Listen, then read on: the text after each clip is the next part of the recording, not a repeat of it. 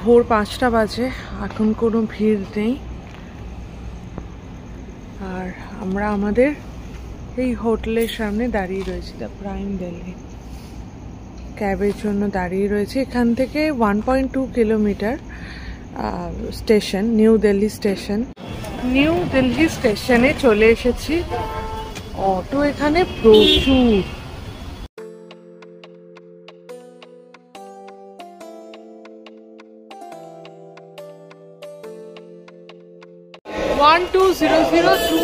শতাব্দীতে আমরা যাব, এটা 1 নম্বর প্ল্যাটফর্মে আসবে।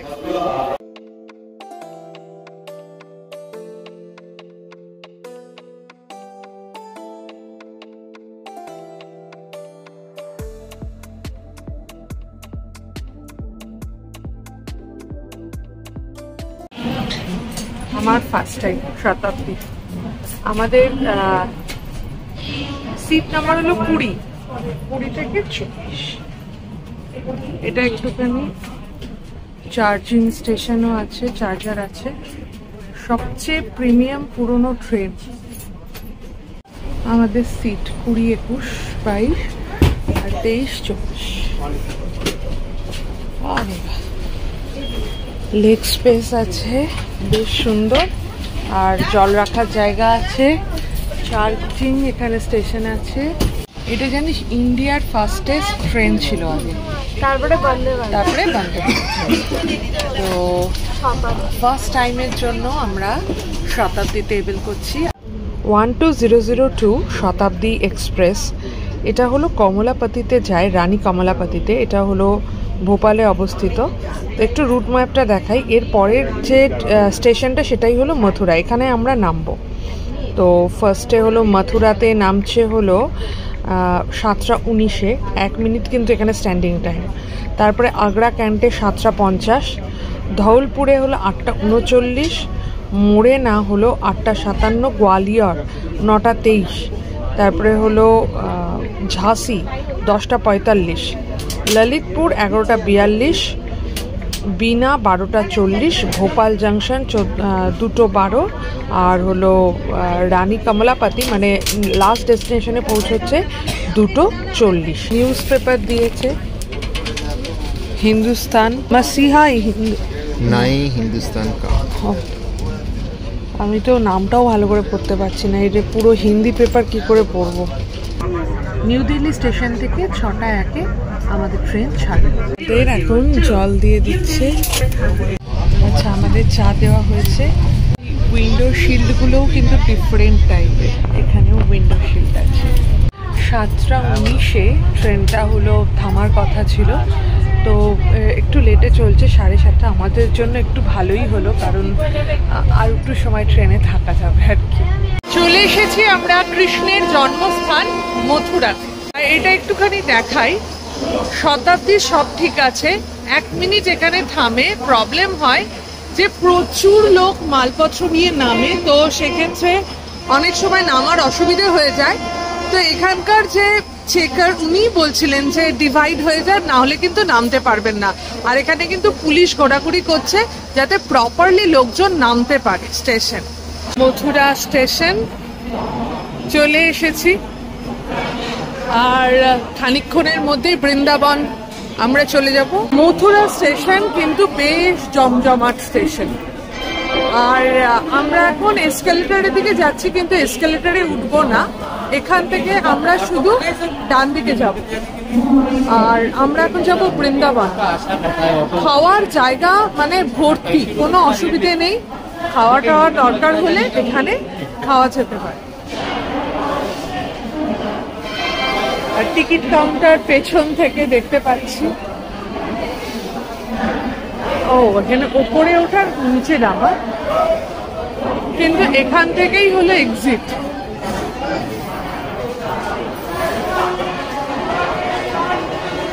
এক্সিট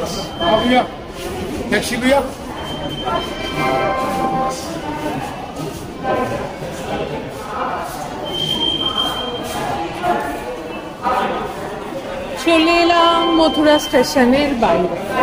মথুরা স্টেশন, আর এইদিকে 9, 10 এই প্ল্যাটফর্মগুলো এইদিকে। আর আমরা পার্কিং এরিয়ার দিকে যাব। অমিত এখানে কথাবার্তা বলছে, দেখা যাক কি হয়। সুন্দর জায়গাটা, আর একটা ঠান্ডা ঠান্ডা আমেজ আসছে সকালবেলাটা, ভীষণ বেশ ভালো লাগছে।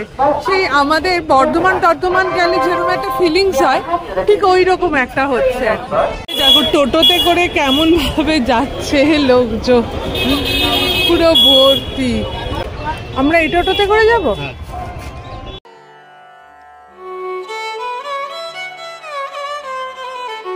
কৃষ্ণের জন্ম হয়েছিল মথুরাতে, তো আমরা চলে এসেছি বৃন্দাবনে। আর প্রথমেই আমাদের যে স্থানটা, সেটা হলো দর্শনীয় স্থান, সেটা হলো বাঁকে বিহারী মন্দির। তো সেখানে চলো যাই।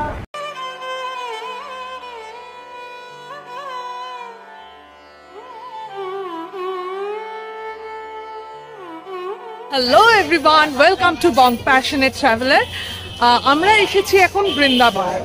তো একদিনে তো মথুরা, বৃন্দাবন বা গোকুল এগুলো ঘোরা যায় না, অন্তত পক্ষে 2 দিন লাগে। আমরা বং প্যাশনেট ট্রাভেলার দেখবো যে আমরা কতটা কি ঘুরতে পারি এবং কোথায় খাওয়া যায়, আবার ফিরবো এখান থেকে, দিল্লি থেকে আবার ফিরবো কিভাবে করব, সমস্ত ইনফরমেশন দেব এই ভিডিওতে। আমাদের সঙ্গে থেকে বাঁকে বিহারী মন্দিরে ঢুকবো। পুরো একদম একটা গার্ড বানিয়ে দিয়েছে। এখানে দোকান পুরো রয়েছে।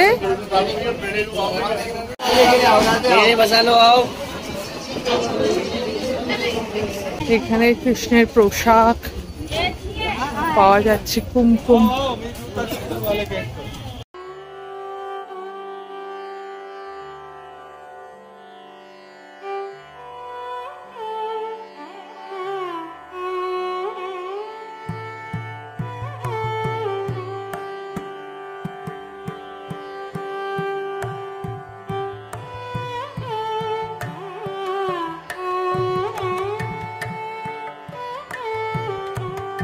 বাঁকে বিহারী অতিথি ভবন। এইদিকে আবার টার্ন নিতে হলো। প্রচুর, বাপরে বাপ, এতক্ষণ সোজা চলছিলাম, এখন টার্ন নিলাম। বাঁকে বিহারী মন্দিরের ঢোকার গেট। আর এখানে ফুল, তুলসী পাতা, সমস্ত পূজার উপাচার।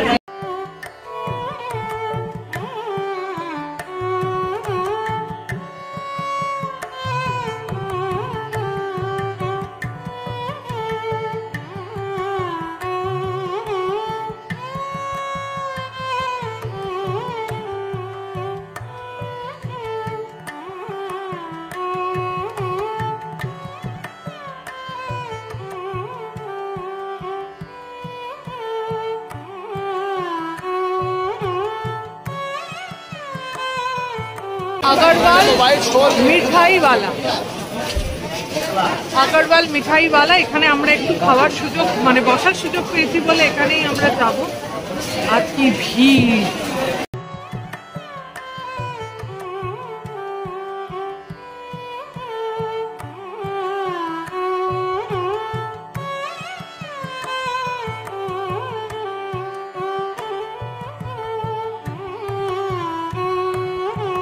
আর আমাদের পুরি সবজি চলে এসছে। বেনারসের কথা মনে পড়ে যাচ্ছে খানিকটা।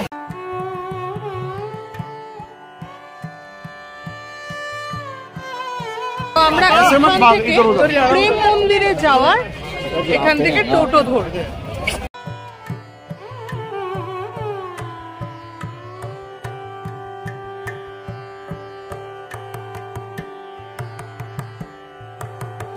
প্রেম মন্দির চলে এসেছি। আর টাইমিং হলো এখানকার, এখানে হলো দর্শন আরতি হলো 8:30টায়, 11:30টায় হলো ভোগ। আর শয়ন আরতি হলো 12টায়, মানে দুপুর 12টায়। তো এই হলো প্রেম মন্দির।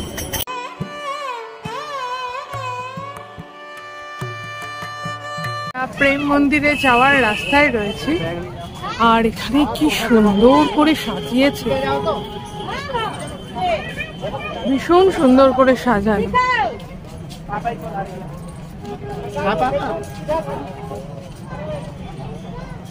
আর এখানে ব্যাগপত্র জমা দিতে হয়, বলছে নট অ্যালাউড। আমরা প্রেম মন্দিরে এসেছি, আর এইখানে আলিয়া দমন করেছিল যখন, সেইখানকার যে একটা পটচিত্র মূর্তি সেটাই এখানে রয়েছে। আর এই হলো মন্দির।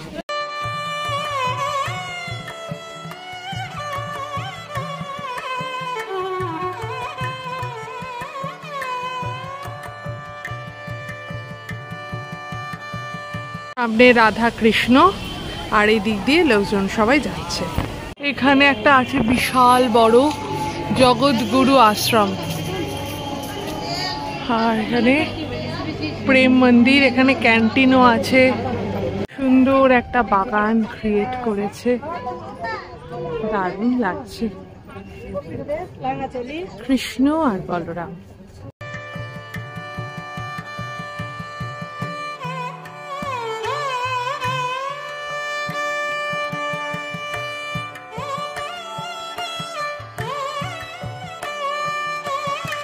অর্জুনের সারথি হলেন শ্রীকৃষ্ণ, আর এখানে বৃন্দাবনে কৃষ্ণ সমস্ত সখীদের সঙ্গে লীলা করছেন।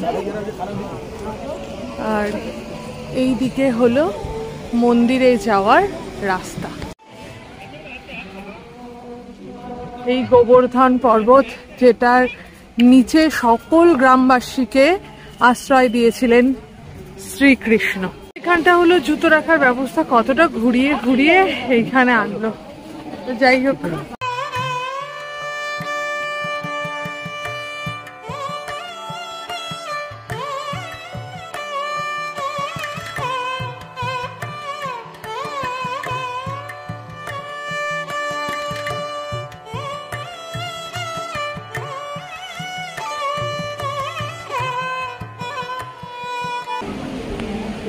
আর একদমই গরম লাগছে না পায়ে।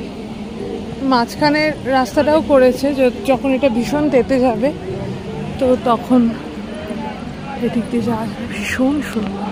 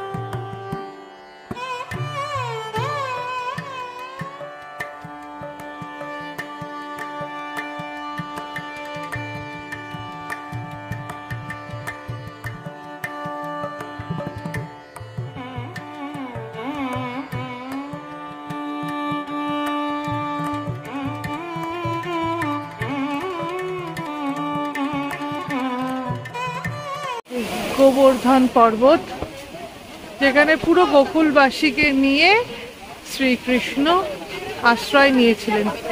ইন্দ্রের প্রকোপ থেকে রক্ষা করেছিলেন তার সমস্ত গোকুলবাসীকে। এখানে রাধা কৃষ্ণ কি সুন্দর দুলছে, মনে হচ্ছে আসল, পুরো টিভির পর্দায় দেখতে পাচ্ছি।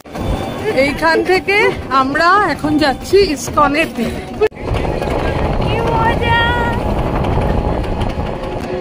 আমরা এখন এইরকম একটা রিক্সায় করে যাচ্ছি। এই যে পুরো মার্কেট দেখতে দেখতে আমরা প্রেম মন্দির থেকে যাচ্ছি এখন ইসকন মন্দিরের দিকে। ইসকন মন্দির 4:10 থেকে 5:10, আবার 7:15 থেকে 12:45, 4টে থেকে 8:15 পর্যন্ত এবার খোলা থাকে। এখন খোলা। আমরা চলে এসেছি বৃন্দাবনের সবচেয়ে সুন্দর মন্দির ইসকন।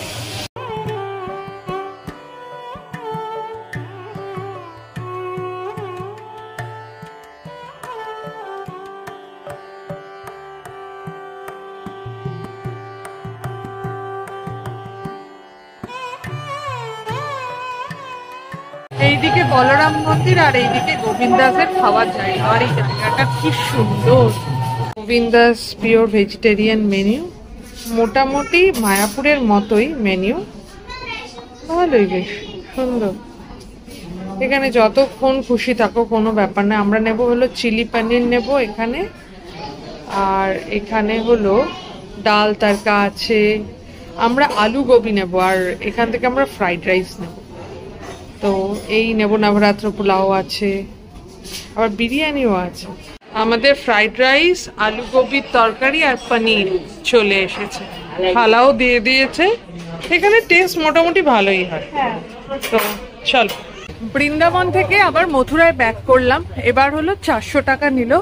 তো আমরা অনেক জায়গায় দেখেছিলাম শেয়ার রেট 30 টাকা করে, এরকম অনেক কিছু দেখেছিলাম, কিন্তু আলটিমেটলি এরকম কিছু কিন্তু এখানে দেখলাম না। যাওয়ার সময় আমাদের নিল হলো 250 টাকা স্টেশন থেকে হলো বৃন্দাবন পর্যন্ত, মথুরা স্টেশন থেকে বৃন্দাবন পর্যন্ত 250 টাকা নিল। আর এখন আমরা এই শ্রীকৃষ্ণ জন্মভূমিতে এসছি, এইখান পর্যন্ত নিল 400 টাকা। সেটা হলো আমরা এলাম ইস্কন মন্দির থেকে। তো এবার জানি না কিরমভাবে ভ্যারি করছে, কি ব্যাপার, যেটা আমাদের সঙ্গে ঘটছে আমরা সেটা বলে দিলাম। তো এবার চলো তোমাদের এইখানটা, এই ভেতরটা দেখাই। অ্যাকচুয়ালি আমাদের তো 7টায় ট্রেন তাজ এক্সপ্রেস। এবার আমরা যদি 4টে পর্যন্ত ওখানে ওয়েট করতাম তাহলে শ্রীকৃষ্ণ জন্মভূমিটা আমরা নির্ঘাত আর করতে পারতাম না। তো সেই জন্য আমরা এই 3টে মন্দিরই করে নিলাম বৃন্দাবনে। আর এবার মথুরায় শ্রীকৃষ্ণ জন্মভূমি আর কারাগারটা দেখে নিই। আমরা এরকম একটা গলির মধ্যে দিয়ে যাচ্ছি, যে মেন যে দ্বারটা ছিল সেইটা দিয়ে কিন্তু যাচ্ছি না, আমরা একটা অন্য ভেতরের রাস্তায় আমাদের টোটোটা এসে থামিয়েছে, তো সেখান দিয়ে হেঁটে হেঁটে যাচ্ছি। আর এখানে খুব সুন্দর একটা মার্কেট রয়েছে, এটা হলো দরজা।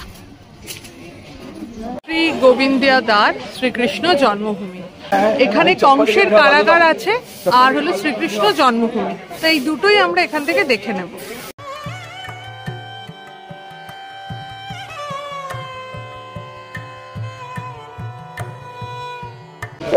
এখানে কিন্তু ইলেকট্রনিক ডিভাইস নিয়ে যাওয়া যাবে না। আমি তো ভেতরে গেছিলাম, বাবা মা পম ভেতরেই আছে এখনো পর্যন্ত। কৃষ্ণের মা দেবকী আর বাবা বাসুদেব, তাদের দুজনকেই এখানে বন্দি করে রেখেছিলেন কংস। কিন্তু অ্যাকচুয়ালি ব্যাপারটা হলো তখনকার যে কারাগার সেটা তো আর নেই, কিন্তু এখন প্রতীকী কারাগার একটা তৈরি করা হয়েছে এবং সুন্দরভাবে সেইভাবেই সাজানো হয়েছে কৃষ্ণর জন্মস্থানটাকে। আর 4টের সময় মন্দিরটা খুলে যাবে, তো তখন আমরা আবার সব দুজনে মিলে যাবো। 5 বাজে আমরা তো দেখে চলে এসেছি, আর এখন এই রকম লাইন পড়েছে কৃষ্ণ জন্মভূমির সামনে। আমরা এবার এখান থেকে ব্যাক করব। আমরা এই রাস্তাটা দিয়ে এসেছিলাম, এইদিকে রাস্তাটা দিয়ে এসেছিলাম, তো এবার আমরা এই দিকের রাস্তা দিয়ে এবার ফিরে যাব। আর একটা দরজা, আর এই দরজা দিয়েই এইখানে আসা যায়।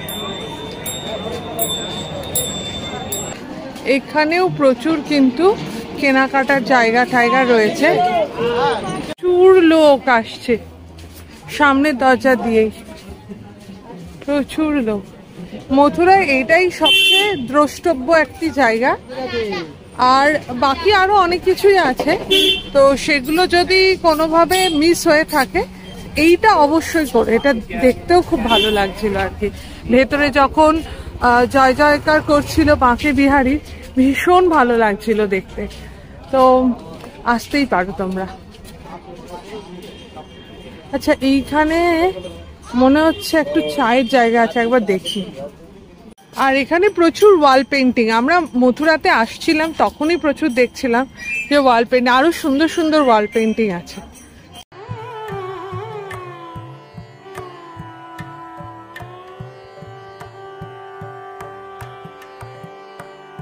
এখন বাজে 4:58, প্রায় 5টা। চলে এসেছি আবার মথুরা স্টেশনে।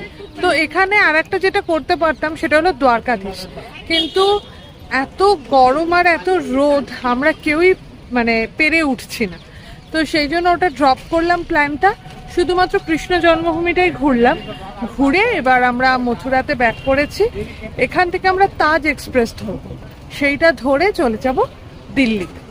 মথুরা স্টেশনের অন্য একটা দিক দিয়ে ঢুকলাম, আর এখানে 5টা 8 পর্যন্ত দেখছি ট্রেন দিয়েছে। Number 12780 coming from Agartala. 12279 Taj express 2 নম্বর প্ল্যাটফর্মে আসে। আপার ক্লাস ওয়েটিং রুম এটা মথুরা। জায়গা খালি, পুরো ভর্তি। আচ্ছা ঠিক আছে। এটা 6:33 বাজে, 7টায় আমাদের ট্রেন। যদিও ট্রেনটা লেটে চলছে বলছে, তাও আমরা 2 নম্বর প্ল্যাটফর্মে যাব। তো 1 নম্বর প্ল্যাটফর্ম থেকে কিন্তু এরকম একটা এসকালেটর আছে।